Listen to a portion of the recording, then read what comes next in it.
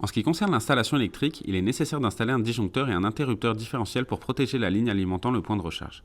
Il faut également se souvenir d'installer des protections contre les surtensions transitoires et permanentes conformément à la réglementation locale. D'autres protections peuvent être ajoutées selon les normes locales. Lors du dimensionnement du disjoncteur, il est important de prendre en compte les éventuelles variations de température ambiante dans le tableau électrique. La sélection du courant de protection électrique doit être conforme à l'intensité maximale de sortie du chargeur. Il est recommandé de choisir un disjoncteur d'une intensité 1x25 supérieure à l'intensité nominale du circuit. Le point de recharge monophasé a deux prises d'une puissance de 7,3 kW par prise. Pour utiliser les deux prises simultanément, l'intensité par phase sera de 64 A. Pour éviter les problèmes, il est conseillé de dimensionner le câble et le disjoncteur général pour 80 A. En cas d'activation de la répartition intelligente entre les prises, la puissance sera limitée à un maximum de 7,3 kW et 32 A par phase. Dans ce cas, il suffira d'alimenter le point de recharge avec un disjoncteur de 40 A.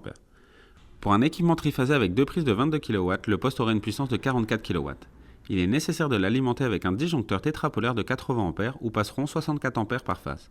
Si le balancement intelligent entre les prises est activé, l'intensité du disjoncteur peut être limitée à 40 A car la puissance du poste sera alors limitée à un maximum de 22 kW.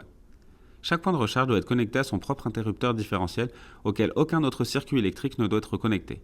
L'interrupteur différentiel approprié est un disjoncteur super-immunisé de type A conformément à la réglementation de chaque pays. Le point de recharge peut en option être équipé d'un détecteur de fuite de courant continu par prise si le client le souhaite. En ce qui concerne le dimensionnement des dispositifs de protection contre les surtensions, si la législation nationale exige l'installation d'un dispositif de décharge électrique, celui-ci doit être dimensionné en fonction de l'intensité maximale de la station de charge. Pour alimenter le point de recharge, le câble est connecté à un sectionneur d'entrée. Ces bornes alimentent tout le dispositif de charge et il n'est pas nécessaire de faire autre chose. Si l'installation est monophasée, le câblage se fait comme suit. Câble marron à la phase R, câble bleu au neutre et câble jaune-vert à la terre. En revanche, si l'installation est triphasée, le câble jaune-vert est connecté à la terre, le câble bleu au neutre, le câble marron à la phase R, le câble noir à la phase S et le câble gris à la phase T.